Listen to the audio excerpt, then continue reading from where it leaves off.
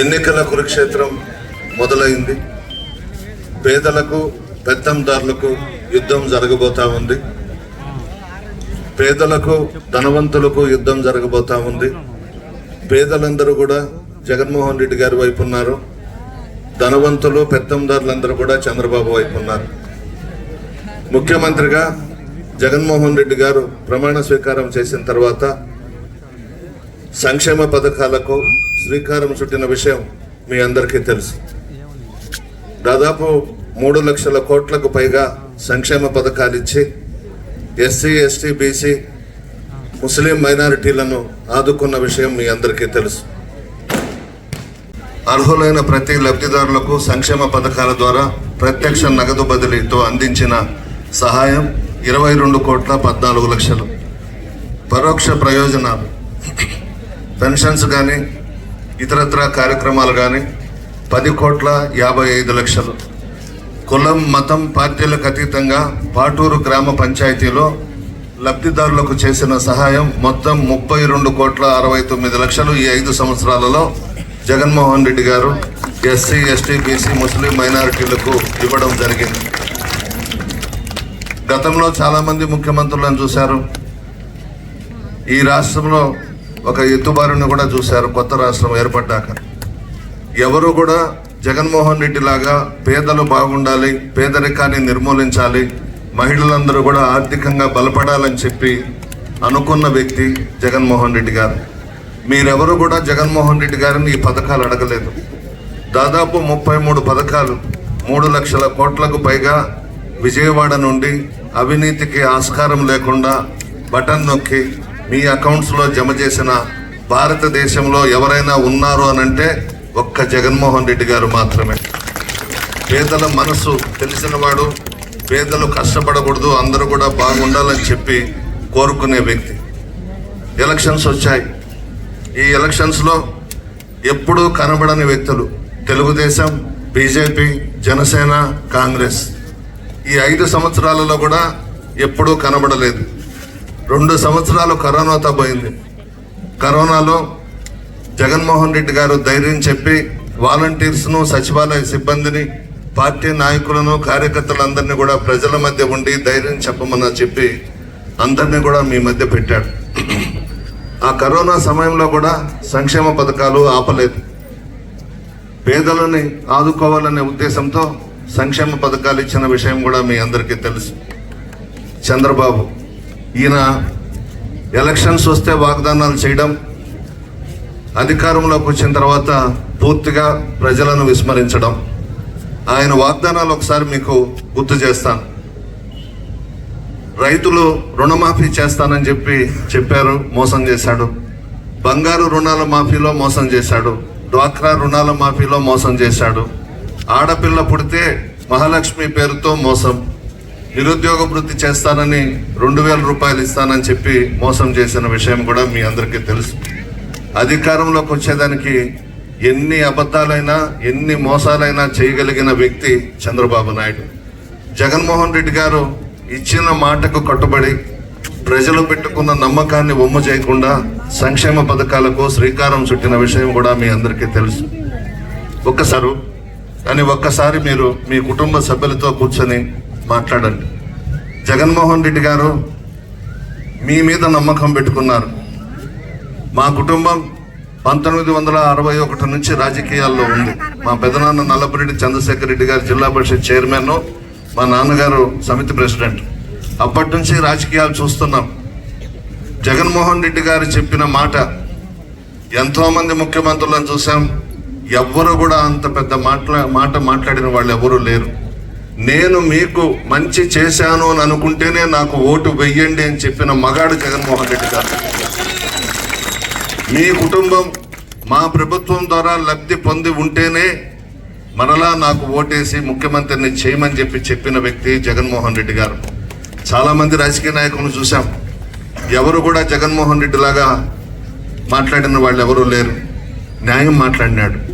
పేద ప్రజలకు పార్టీలకు అతీతంగా, కులాలకు అతీతంగా, మతాలకు అతీతంగా రాజకీయాలే చేయకుండా పెద్ద ఎత్తున సంక్షేమ పథకాలు ఇచ్చాడు. ప్రతి కుటుంబం లబ్ధి పొంది ఉంది. అన్ని పార్టీల వారు కూడా లబ్ధి పొందారు. ఎలక్షన్స్లో చంద్రబాబు నాయుడు ఈ మధ్యనే నిమ్మగడ్డ రమేష్ అనే చెంచా చేత కోర్టులో వేయించి పెన్షన్స్ వాలంటీర్స్ చేత పంపిణీ చేయకుండా ఆపించిన విషయం కూడా మీ అందరికీ తెలుసు. పోయిన నెల 1వ తేదీ కోర్టు డైరెక్షన్ ఇచ్చింది, వాలంటీర్స్ పెన్షన్లు పంచకూడదు అని. ముసలి వాళ్ళు, అవ్వాతాతలు, వికలాంగులు, వితంతువులు ఆఫీసుల చుట్టూ తిరగలేక ఈ ఎండల్లో దాదాపు రాష్ట్రంలో 33 మంది చనిపోయినారు. దీనికి కారణం చంద్రబాబు నాయుడు. ఈ నెల 1వ తేదీ ఎంతమందికి పెన్షన్లు వచ్చినాయో తెలియదు. అదేవిధంగా ఆంధ్రప్రదేశ్ సామాన్య ప్రజల శత్రువు ఈరోజు చంద్రబాబు నాయుడు. రాష్ట్రంలోని సంక్షేమ పథకాల ద్వారా లబ్ధిదారుల జీవనోపాధిని నేరుగా నాశనం చేసేలా చంద్రబాబు ఎత్తుగడలు వేస్తున్నాడు. వైఎస్ఆర్ చేయూత, ఈబీసీ నేస్తం, మహిళలకు వైఎస్ఆర్ ఆసరా, యువతకు జగనన్న విద్యా దీవెన, కరువు తుఫానులతో అతలాకుతలమైన రైతులకు కీలకమైన ఇన్పుట్ సబ్సిడీలలో సహా 5 పథకాల్లో దాదాపు 10,000 కోట్ల నిధులు విడుదల ఆగిపోయింది చంద్రబాబు వల్ల. ఎలక్షన్ కమిషన్కి లెటర్ పెట్టాడు, ఈ పథకాలన్నిటికీ కూడా డబ్బులు ఇవ్వద్దు, ఆపండి అని అంటే పేద ప్రజలకు ఈరోజు దాదాపు 10,000 కోట్ల నిధులు విడుదల కాకుండా ఆగిపోయినాయి చంద్రబాబు కారణంగా. దుర్మార్గుడు అతను, ప్రజలు బాగుంటే చూడలేడు. ఇదే విధంగా తెలంగాణలో ఎలక్షన్స్ జరుగుతూ ఉంటే అక్కడ మాత్రం ఎలక్షన్ కమిషన్ ఆ రోజు అనుమతి ఇచ్చింది తెలంగాణ ఎలక్షన్స్లో.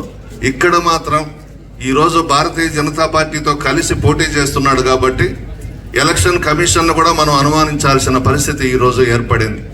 ఎంత దుర్మార్గుడంటే పేద ప్రజలకు అందాల్సినటువంటి చేయూత ఇటువంటివన్నీ కూడా ఎలక్షన్ కమిషన్కి లెటర్ పెట్టి ఆపాడు అని అంటే అతని మనసేందో ఒక్కసారి ఆలోచించుకోండి. జరగరాని పొరపాటు ఏదైనా జరిగి అతను కానీ మరలా ఆ కుర్చీలో కూర్చుంటే సంక్షేమ పథకాలన్నీ ఆపేస్తాడు, సచివాలయ వ్యవస్థను రద్దు చేసేస్తాడు, వాలంటీర్స్ వ్యవస్థను రద్దు చేసేస్తాడు. ఒక్కసారి మీరు ఆలోచించుకోండి. ఈ 5 సంవత్సరాలు జగన్మోహన్ రెడ్డి గారు పేదలకు అండగా ఉండి అనేక సంక్షేమ పథకాలు చేపట్టినటువంటి వ్యక్తి జగన్మోహన్ రెడ్డి గారు. కుట్రలు, కుతంత్రాలు, అవినీతికి చిరునామా చంద్రబాబు నాయుడు. ఆయన ప్రభుత్వంలో జన్మభూమి కమిటీలు పెట్టారు. ఇల్లు కావాలంటే లంచం, ఇళ్ల స్థలం కావాలంటే లంచం, పెన్షన్ కావాలంటే లంచం, లోను కావాలంటే లంచం. లంచం లేనిదే జన్మభూమి కమిటీలు పనిచేయలేదు. ఈ రోజు ఆ పరిస్థితి లేదు.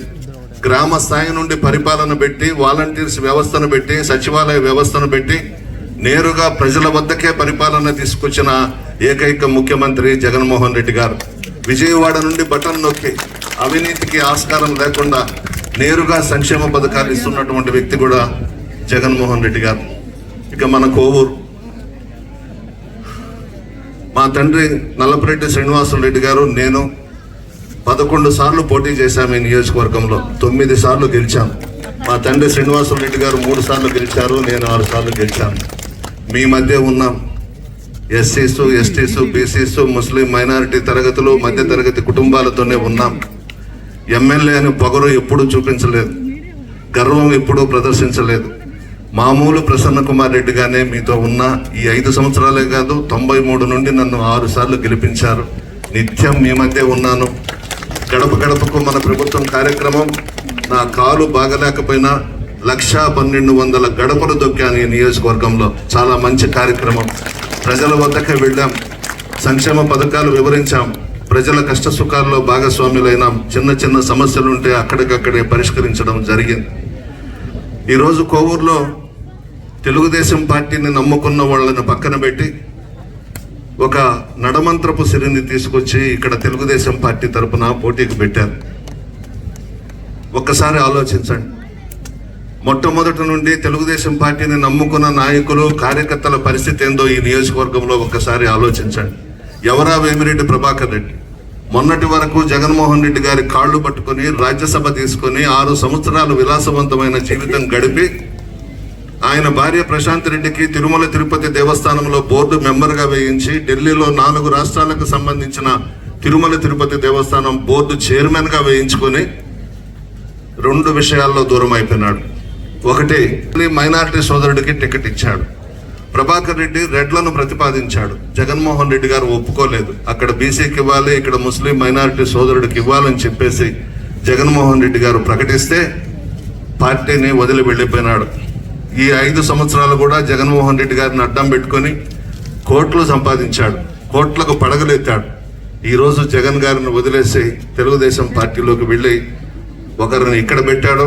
ఆయన నెల్లూరు పార్లమెంటుకు పోటీ చేస్తున్నాడు. ఒక్కసారి ఆలోచించండి. ఈ నియోజకవర్గం చరిత్ర కలిగినటువంటి నియోజకవర్గం. నెల్లూరు జిల్లాలోనే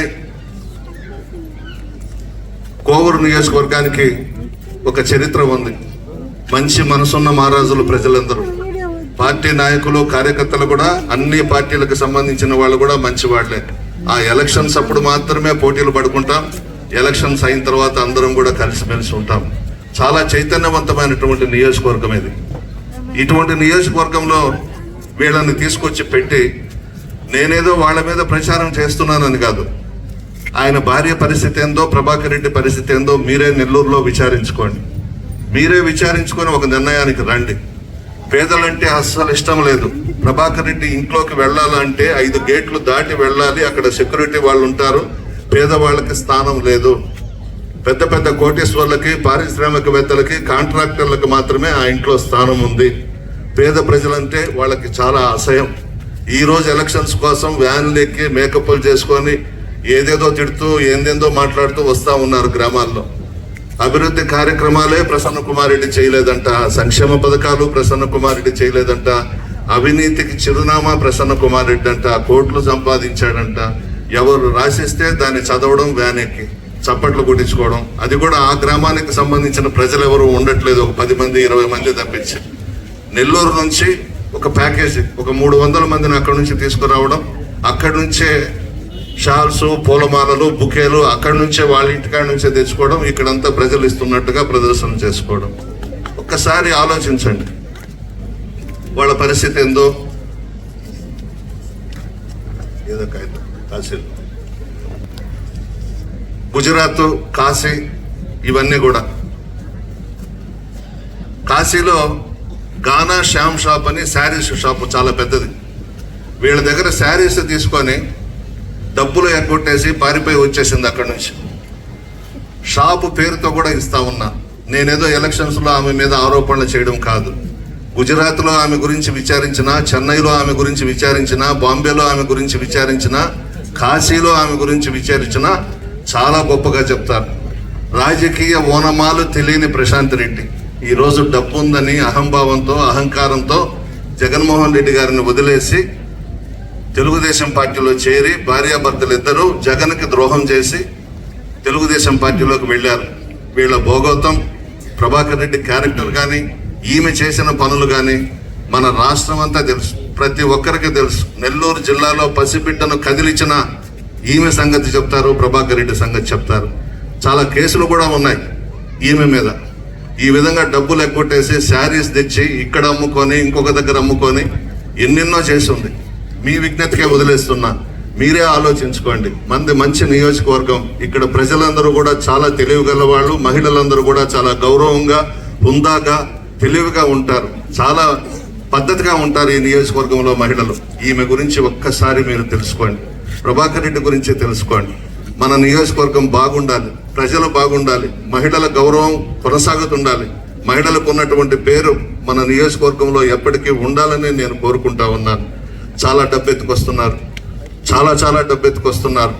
బంగారంగా ఓటుకి 5,000 ఇస్తారంట. తీసుకోండి, తీసుకొని ఫ్యాన్ గుర్తుకోటేయండి. ఎవరు కూడా వద్దనద్దు. అది అక్రమంగా సంపాదించిందే, మన జగన్మోహన్ రెడ్డి గారిని అడ్డం పెట్టుకొని సంపాదించిందే. ఈరోజు ఈ నియోజకవర్గంలో తెలుగుదేశం పార్టీ నాయకులు, కార్యకర్తలు, పార్టీ పుట్టినప్పటి నుంచి ఉన్న వాళ్ళు కూడా అసహించుకుంటున్నారు వాళ్ళని. అంత ఘోరమైనటువంటి కుటుంబం అది.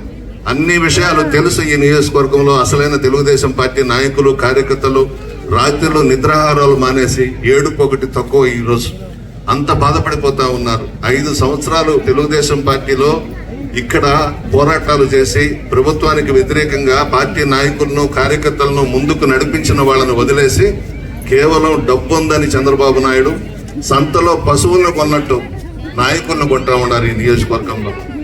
నన్ను నమ్ముకున్న వాళ్ళు ఎక్కడికి బాలేదు.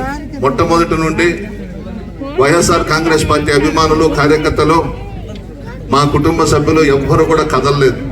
ఈ 5 సంవత్సరాల్లో ఎవరైతే మన పార్టీలోకి వచ్చి నన్ను అడ్డం పెట్టుకుని బాగా సంపాదించారో ఈ కష్టకాలంలో నన్ను వదిలేసి ప్రభాకర్ రెడ్డికి అమ్ముడు పోయినారు ఈ 5 మండలాల్లో.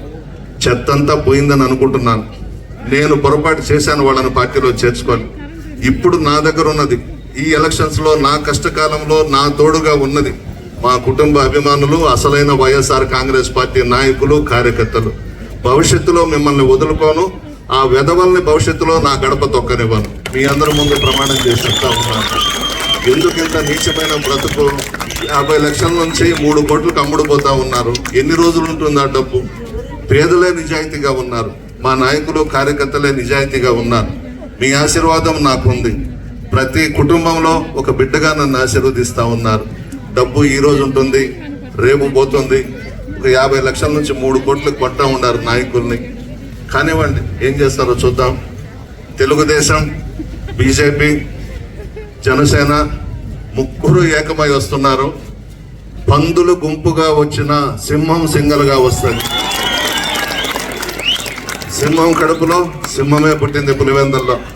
ఎవరికి తల వంచడు, ఒక్క పేదలకు తప్పించి. పేదలు బాగుండాలని కోరుకునే వ్యక్తి జగన్మోహన్ రెడ్డి గారు.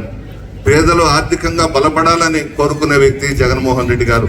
మహిళలు ఈ రాష్ట్రంలో గౌరవంగా తల ఎత్తుకొని తిరిగేలా చేసిన వ్యక్తి జగన్మోహన్ రెడ్డి గారు. మీ అందరి ఆశీర్వాదం జగన్మోహన్ రెడ్డి గారికి ఉండాలని కోరుకుంటూ, కోవూరు నుండి పాటూరు రహదారిలో గుమ్మల దిబ్బ దగ్గర 2,45,00,000తో వంతెన చేయించాను. మీ అందరూ చూశారు. ఎన్నో ఏళ్ల నుంచి ఆ బ్రిడ్జ్ అక్కడ కట్టాలని చెప్పి మీరు కోరుకుంటున్నారు. కలెక్టర్ గారితో, ముఖ్యమంత్రి గారితో మాట్లాడి 2,45,00,000 చేయించి పూర్తి చేశాము. తారు రోడ్డు వేయాలి, అది కూడా తారు వస్తుందని చెప్పినారు. ఇప్పుడే కాంట్రాక్టర్ అక్కడ మాట్లాడాడు నాతో. చాలా బాగుంది. మీ అందరి ఆశీర్వాదం నాకు, విజయసాయి రెడ్డి గారికి, జగన్మోహన్ రెడ్డి గారికి ఉండాలని కోరుకుంటూ, ఒక్కొక్కరికి 2 ఓట్లు ఇస్తాను. 2 కూడా ఫ్యాన్ గుర్తు మీద వేసి మమ్మల్ని పెద్ద మెజారిటీతో గెలిపించి ఆశీర్వదించవలసిందిగా కోరుతూ సెలవు తీసుకుంటున్నాను. మరిన్ని అప్డేట్స్ కోసం మన HN9 టీవీ ఛానల్ ని సబ్స్క్రైబ్ చేసుకోండి.